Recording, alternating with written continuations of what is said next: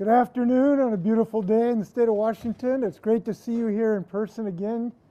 You haven't aged a year since I've last seen you, somewhat less than that. So it's great to see everybody back here on a beautiful day. We've gathered here outside for a reason today. I want to talk about that reason, but before I do, I want to talk about set the stage of why we're here this afternoon when it comes to the COVID pandemic. We've had both huge success, huge diligence, huge frustrations, huge success, and now another huge challenge before us. And that is we have knocked down this virus already 3 times. But we have to knock it down a 4th time because unfortunately we are now experiencing significant growth in this virus in our beautiful state. That's hard to say on a sunny day, but it is the medical scientific truth and we have to face it. Cases have grown to over 1,000 a day. That's up from 700 a day in February. Daily hospitalizations last month were in the 30s. Now they're in the 40s. And these are all kinds of Washingtonians, not just those of age, but the younger folks are now becoming people who are now ending up in our hospitals across the state of Washington. So unfortunately, there is a strong evidence of a 4th wave potentially developing in the state of Washington. We cannot and we will not wait till that wave engulfs us. We have to prevent this from taking over the state of Washington. So there are some things we need to do today. Now here's the good news. We have understood the weapons against COVID and we have used them with considerable success. We know we've saved tens of thousands of lives in Washington state already. We have had the weapon of the mask. It's helped. We now have the weapon of the vaccine. It has helped. But today we want to ask Washingtonians to use a 3rd weapon against the fight against COVID. And that is, we are asking Washingtonians in the upcoming weeks to take it outside. Take whatever we're going to do when we're around other people and take it outside. Whether it's a coffee or a chance to see an old friend or whatever recreation we're going to have or whatever time we want to have just to goof off or even what business we want to get done. We want to ask Washingtonians to take it outside. And the reason is that this is a simple, cost-free, extremely healthy way to go about our business in the next several weeks. And frankly, it's imperative because these numbers are going to continue to go up unless something changes in our state. The status quo means the increase in COVID in our state, and that is unacceptable. So on a day today with the blossoms out and the daffodils going like crazy, and we're getting up to 70, it's a great day to take it outside. And that's what we're asking people to do. Now this doesn't seem like rocket science, but it's frankly one of the things our Department of Health has thought about in the last few days. We've said, what can we do to break this cycle of increasing COVID? We've got the vaccine coming on like crazy. We now have about half of our adults in the state of Washington have received at least 1 dose. We've had tremendous success in our vaccine program. 32% of Washingtonians over the age 18 have already been fully vaccinated. And we know that anyone over 16 now is eligible. But this is something we can do, we should do, we really have to do to break the cycle of this increasing COVID infection rate in our state. And we know people can do it. And we know we can do it because we've done it before. Look, we have faced this same situation we are in today in the state of Washington 3 times already. And we have acted. Instead of being passive, instead of being fearful and afraid to change our ways, we acted. And because we acted as a state, we knocked down this virus 3 times. Now it's time to knock it down a 4th occasion. So taking it outside, together with the vaccine, we think could be a knockout punch for this COVID. And we hope people will do both. Get a vaccine. Today's Vax Day. Everybody's eligible over the age of 16. But while you're waiting for your vaccination, and unfortunately a lot of us are going to have to do it because we know we've got now about 6 million people eligible, and we're getting less than 400,000 doses a week. So we know that there's going to be waiting for this vaccine. But you don't have to be passive. You can do something today. Take it outside. Find a way to prevent this virus from jumping between you and your friend, or from your friend to you. We believe we will succeed if we do this. And I want to reiterate, we're just so close to success. This has been the longest year probably of most of our lives, and we are just this close to success. It really is the fourth quarter, and we've done such great work already together. Now we're asking people just to enjoy another great victory outside. So that's our central message today, and we're glad to be able to share it with you on such a beautiful day. Now, as far as getting the vaccine, again, we're extremely happy about the progress we're making. We know that we're going to continue that progress. I want to remind people of the accessibility of the Vaccine Locator.doh.wa.gov. The Vaccine Locator can help you. It doesn't mean everybody's going to get this vaccine right away, but it has proven to be a very useful tool for folks to make sure everybody does get vaccinated. Now, we are approaching a transition in our challenge in the state. The challenge heretofore has been getting enough supply of the dosages. We now have enough where we can make everybody eligible in the state of Washington. But we have another challenge coming on to us, and that is a hesitancy of some people to get this vaccine. And we are asking people, while you're taking it outside, also take it over to your parents' house, and your grandparents' house, and your uncles and your aunts, and your neighbors, and your kids, and remind them that getting vaccinated is imperative. It's imperative for their health, including young people who are now getting it in a more severe and frequent occasion. And it is shown to be an effective and safe vaccine. So we're very hopeful that people will be advocates with their loved ones to make sure that we get everybody vaccinated. We can do this along with our common sense measures. Now, this is an ongoing effort. We've had to, in three of our counties unfortunately went backwards on their metrics. They had more cases and they had more hospitalizations. And as a result, they've had to go in a different phase. And that's frustrating to people.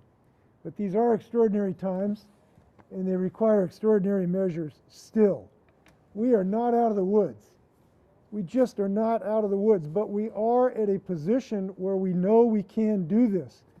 For the folks in these three counties, we know we can knock this virus down if we pull together.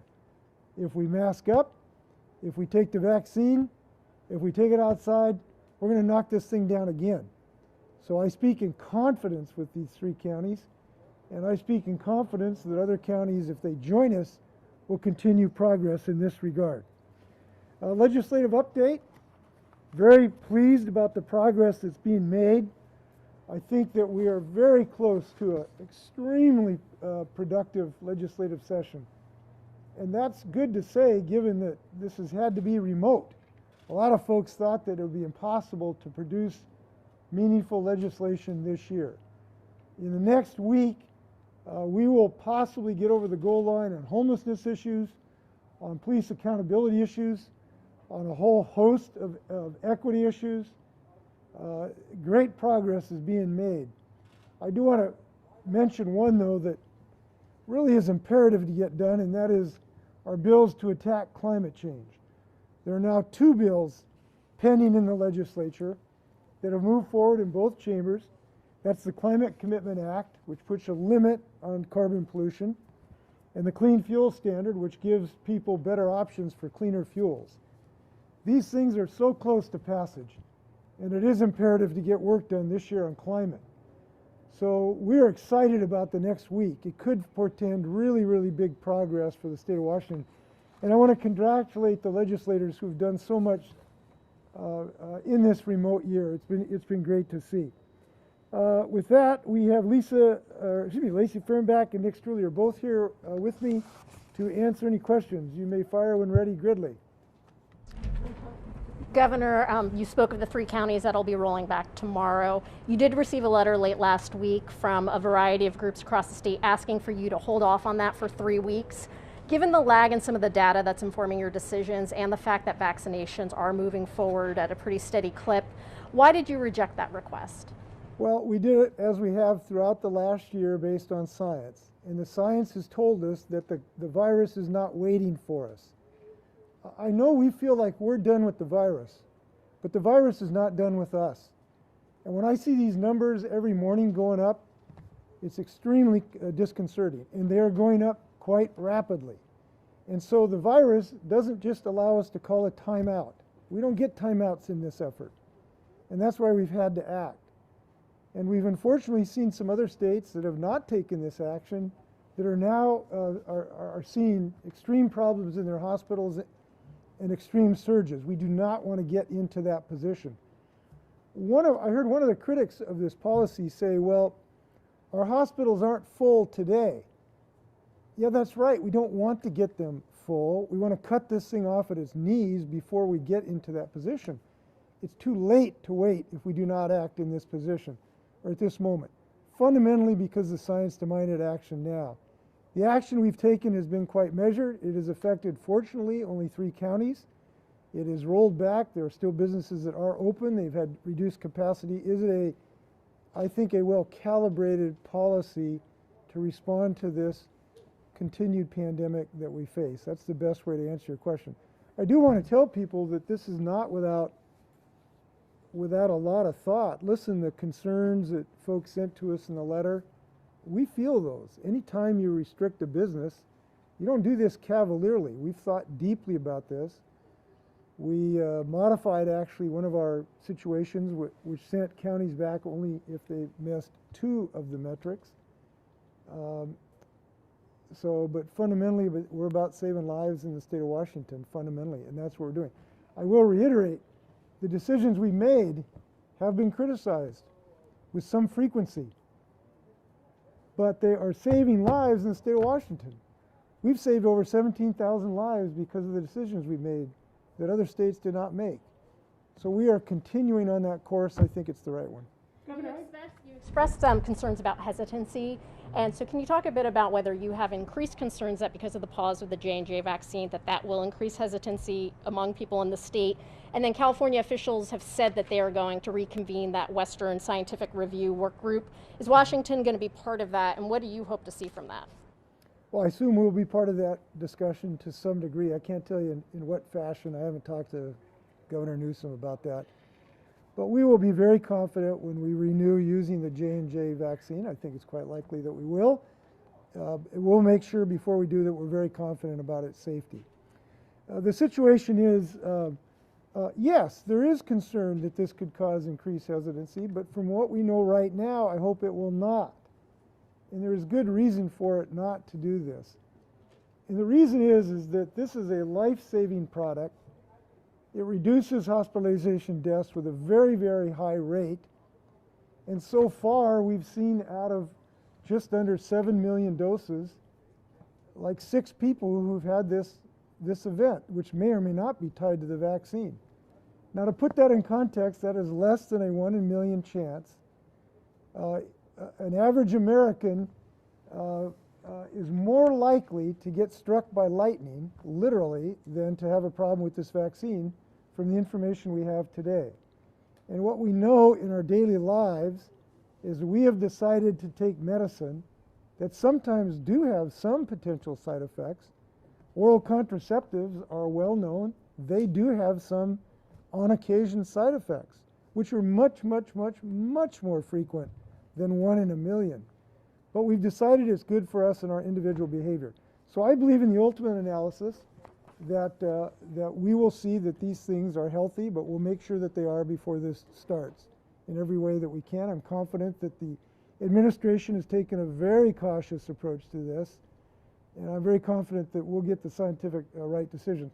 I may add that when we talked to the White House, what they explained is that one of the principal reasons for the pause was to simply make sure that physicians had the right therapy to give to these people if in the event you have these very, very rare events. So it was much about just having been able to give doctors the right info as it was looking at the particular vaccine. Governor, I have two questions for Lacey. Yeah. She can't hear. Yeah. As the vaccine's becoming available to most adults now, what guidance is DOH giving for people who have been vaccinated in terms of whether they should wear masks and maintain social distance, and why would that be necessary? And then what sort of understanding should people have if they only have one dose of a 2-dose vaccine? How much protection does that give them? Thanks for that question. I'm going to go in reverse order. So if you've only had 1 dose of a 2-dose vaccine, you're not yet fully protected. Your full protection comes 2 weeks after your 2nd dose in terms of evaluating your immune status and the efficacy of the vaccine. So fully vaccinated is 2 weeks after your 2nd dose for either the Pfizer or Moderna vaccine. And then for those people who have been vaccinated with the Johnson & Johnson vaccine, 2 weeks after their only dose. In terms of your question about masks, the CDC, Department of Health, and State of Washington still recommend wearing masks anytime you're in public spaces, indoors or outdoors, around other people. If you are fully vaccinated and you're doing a small gathering at a private residence, and you can, in that case, not wear a mask. This is because we're still learning about the virus, immunity, and still, as you heard from the governor, in a very dangerous dangerous situation in our state with regards to transmission of disease in communities across Washington. If I can add something on the masking when you're outside, even if you're fully vaccinated, I'm hoping people can mask up when they're in public, in part because it sets a cultural sort of acceptance of this. It encourages other people to be careful in their health, and that's helpful. So all of us can be a leader right now in this continued effort.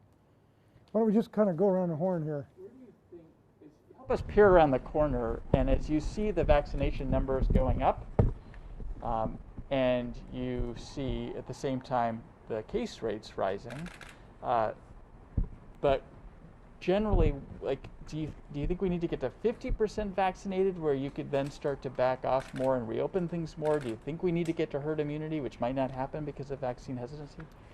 Well, I wish I had an answer to this question, but the science does not exist on this. We have given consideration of building into our metrics a percentage of vaccinations, as you would suggest, might make sense. The problem with this, though, is we really don't have a scientific algorithm to show where the percentage of vaccine reduces the R0 number of the rate of infection. We just really don't, science does not really have an insight on that at the moment. So I don't think the answer scientifically exists to allow us to take that position. Now we're hoping, this is not a certainty, but we're hoping there is a point where it does that. We just don't know where that is. We don't know there's a certainty that it is either. It's one of the reasons taking it outside, wearing a mask remains very, very important in this fight. So I think to some degree, because the vaccines are so successful, we just can't allow it to blind ourselves, to use this other weapon that we know that works. And that's why we're here today to talk about that. You mentioned your critic, Senator Braun, said that with the most at risk, there's a pretty high vaccine rate now with the most at risk for death. He doesn't think that the case count is the right metric anymore, and that if you focused on hospitalization and death rates and not case counts, that would be more appropriate at this point. What's your response to that? Well, I think, listen, there's arguments about all these things, and none of this is written in the tablets that came down from the mount. So I listen to suggestions in this regard. But the problem is that we now have young people coming into the hospitals too. It is not just older people, and some of these younger people are having some very significant long-term impacts besides death of older people. That's one of the reasons we need to continue to look at the case numbers as well as the hospitalization, because we know there's a connection between the two. Case numbers go up, then hospitalizations go up. That's number one. Number two, we have to realize that we still have 25% of our seniors over the age of 65 who are not vaccinated. They have a target on their back. They are in the danger zone. And those people still count in our community. and we got to care about them. And I doubt we're ever going to get to 100% vaccination rate in that community. So it is important for all of us to pitch in here in that regard, both to get older folks vaccinated, but also to try to knock down the rate of the infection so that those people's lives are not threatened. To me, that makes sense. So we think this is the most scientifically credible two metrics that work together in this regard. Yeah, let's finish this part. Go ahead. Yeah. This might be for Lacey, it might be for the governor. The reopening right now, if a county has just slid backward, it took missing both metrics, but to get back to where they were, it takes, I think, making both again. Is there any thought to maybe making it so they could make just one metric and move back up in a phase? Not at the moment. We can go around here. Anybody? Where are the counties that you're seeing a concern in some of these spike in these cases at the present? And if that's the case, considering all other aspects, would you review the 3-week review to require that when you look at those current metrics and when to decide to reverse those phased reopenings or not? Yeah. Well, the 3 counties were the ones that, obviously had 2 difficulties in 2 of the metrics. There are a variety of other counties, well, many counties where this is going up, where these numbers are going up. So it's not just these 3. I'll get you and I will send to you a specific list of those counties, but it is several. It is not just these 3, and that does give us a concern. These are not the only 3 counties where these numbers are going up. So that is a concern. The issue about the period within which we look, we thought 3 weeks was the best mix between responding to current conditions and giving people predictability. Those 2 things are always in contest, right? People would like to know what the rules are for the next 6 months. It makes their lives easier, but then you're not responding to current conditions. We just thought 3 weeks was the best way to respond to both. Yeah. Governor, considering the numbers that you pointed to, the numbers that you were seeing, you've been talking about potential 4th wave for a couple of weeks now. You're still seeing the numbers go up. How fearful are you that you're going to have to initiate further rollbacks when the time comes in a few weeks? Well, the word fear, I try to avoid it because I don't think it's productive. I am concerned, but I'm not fearful. And the reason is that we Washingtonians know how to beat this virus. We have knocked it down 3 times. We know what we have to do. We've demonstrated a willingness to do that. So I don't think we should approach this with fear because we have the tools to be able to beat this monster. And so I don't look at it for fear. I look at it with confidence that we can do this. And we've got this beautiful state today that realizes if we take stuff outdoors, we'll be even more successful in that regard. So I approach this with confidence that I think we will succeed on this, but we just got to remain diligent and use the outdoors right now. Can I ask about this one Sure. legislative matter? Yeah. There have been many police reform bills. I don't think you've had a chance to sign many of them yet. But would you just talk about the sort of significant change you see coming when that police reform legislation all takes effect? Well, I think I'm looking forward to real successes on this because I think the legislature has been both active and thoughtful on approaching this on a variety of issues. As you know, the independent investigation I considered very important. That's why I've championed that in the legislature. I think we're going to have a good product in that regard. Some of the accountabilities professionally I think make sense. I thought they made sense even before some of the recent tragedies. And they've approached this on a comprehensive basis, not just one and done kind of approach. So I feel good about where we are in these bills, and I appreciate legislative work on them. It has not been easy. I had a question just with the first day of it being opened up to everybody for a vaccination. There's still a lot of people that it's a confusing process for. They're, and especially in those dense urban areas, they can't find an appointment. Is there something more that can be done to kind of smooth the process? I mean, should those people be looking in rural areas? Is it okay for them to be looking anywhere and everywhere they can get a vaccine? And what do you say to those people who are trying and still can't find a spot to get a shot that really want it? Well, what I will say is we want to move as fast as humanly possible to get everybody a vaccination, and we are doing exactly that. We now are well over our goal of 45,000 vaccinations a day. Lacey, what number are we at now? 70?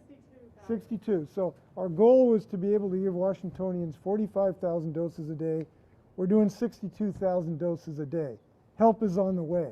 What I would say is we get that this is a time where patience is necessary, and that's the most difficult thing in the world. But again, I want to reiterate, frustration isn't enough. Be careful. Go outside. Wear a mask. These are things that we have the capability of protecting ourselves, waiting for that life ring to get here. It's coming here. So protect yourself while you're waiting. That's number one. Number two, there are things we are doing to improve the ease of getting this. One example, we've extended the hours of our max vaccination sites. So as you know, we've got 5 max vaccination sites, state and federal. We are extending the hours into the evening and weekend so that working people don't have to take off time for work. That's a good thing. We are increasing the use of the telephone access so you don't have to have a computer. So now to make an appointment, if you don't have access to a computer, we are reserving a percentage of these slots for people to use a telephone. We are increasing the use of walk-in clinics, so you can just walk in, you don't have to have an appointment. I was in one at a Hispanic shopping center in Yakima, watching people just walk in. We are increasing our taking vaccines to the people where they are, including their work sites. So we are sending out mobile teams to large employers to vaccinate people right on the job. I went to one of the first ones in Chelan Fruit in the Chelan area. I was pleased I was in Spokane the other day and saw not only the Max Vac site, but I went to a pop-up clinic and there was a bus and it had folks that looked like they were ag workers, and I just went up and said, hey, can we get these folks to go over to the clinic and get vaccinated? And I talked to the driver and he said, well, we could, but all these guys just got vaccinated yesterday at the Green Acres farm. So we are increasing our efforts to get to people who have limitations, but I know there's always more we can do. We are also increasing our ability to provide information to people. We're now in 32 languages. We are doubling our budget. We're doing it in multiple languages. We're adding channels in the Spanish language channels. I met with people in Yakima about this last week. So those efforts are continuing. Governor, with fourth wave, as you mentioned, can you explain your decision last week to kind of loosen those reopening guidelines and make it so that you only have to meet one metric, and why not, I guess, with this fourth wave potentially, why not move the whole state back a phase for a month to let vaccinations kind of catch up? In answer to your second question, it is because there was enough disparity between our communities that we thought it wasn't appropriate to have a one-size-fits-all. There was enough disparity to make sense to have a county-by-county approach. To answer your first question, this is something we've actually thought about on every single day to some degree. And the more we looked at the data, the more we saw that the case rate and the hospitalizations worked together, and it made sense to look at both rather than singularly. Because if you looked at them just singularly, you might have got an aberrant response. Either way, if you had a county that wasn't doing many tests, so there wasn't many positives, but they had a large hospitalization, it may not capture the problem, or vice versa, if you do too many tests. So we just thought those two things worked best together. Your two bills, as you say, are moving forward. As you know, at this stage, both bills contain language that link them to some sort of transportation package. I'd be interested in knowing first, why did you agree to that kind of linkage that would hold up one? And second, is it important enough, are you prepared to call them into special session to make sure it gets done? I mean, there's a lot of work on all three at this point. Well, I haven't agreed to have a linkage to any other matter. I don't think those are necessary, so I have not agreed to those things. I do believe that it is morally, economically, environmentally, and health-wise necessary to take major action against the scourge of climate change this year by the legislature. And I'm intent on seeing to make sure that that gets done.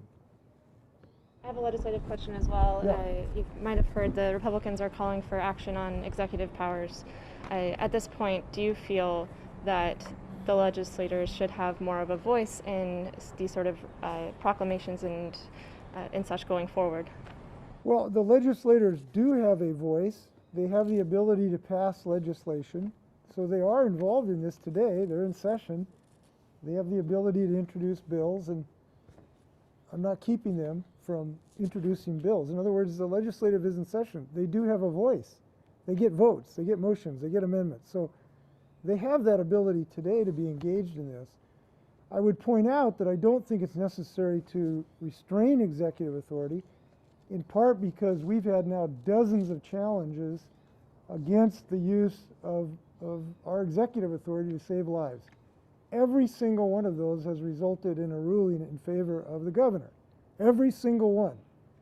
They have not won one case to show that we have violated the law in the use of our emergency powers. I think that's both gratifying and maybe worth considering if people want to, gut the ability of the governor to try to save lives. So no, I don't think that that's necessary to do. And again, I do want to come back to this. I'm sorry if the people in the press have heard this before, but what we're doing is not some kind of sophistry or rhetorical exercise. It's about whether people live or die. And as I've said, there's 17,000 people who are alive today who would not have been alive in the state of Washington if we had the same death rate as some other states. And so these things that we have done have had an impact of actually saving people's lives. And I think that's a good thing. So attacking a good thing, I wouldn't agree to.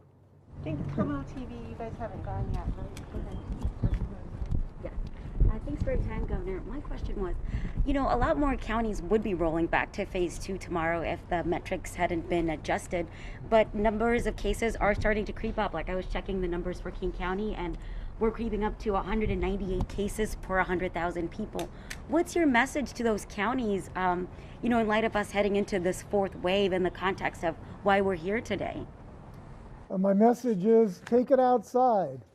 Just take it outside. Have your meeting outside because it is so much safer to be outside. Look, the only way the virus can infect people is if we help it. And it is much easier for that virus to travel indoors than outside. So my message would be take it outside, keep your county open, save yourself, enjoy the outside. We know we can sit outside and have a cup of coffee in today's environment, or dinner, or a walk, or anything else. We know we can do these things. So they're very available to us, and that is my fundamental message today. If we do this, again, I'm very confident that we're going to do well. Asking about the Blake decision. Last week when I asked you, would give it a limited response saying you just wanted to help the legislature reach a conclusion, and I think they could use your help right now in that the House, a majority wants to legalize a certain amount of personal use. The Senate majority appears to not want to do that.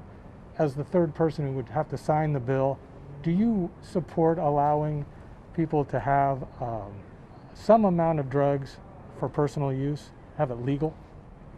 So I have been cautious about drawing lines in the sand on this bill because I do believe this is something that's complex. The legislators need to work with each other. I am helping them. I had a discussion this morning with both leadership about the Blake decision. I do believe that there is a broad scale effort or interest in increasing looking at the drug issue as a health issue more than we have, as opposed to a criminal enforcement issue to some degree. But there is also an interest to having some mechanism to encourage people to be involved in therapy to solve chemical addiction problems. And I think the legislature is going to have to figure out the balance between those two things, and I'll continue to help them to the extent I can.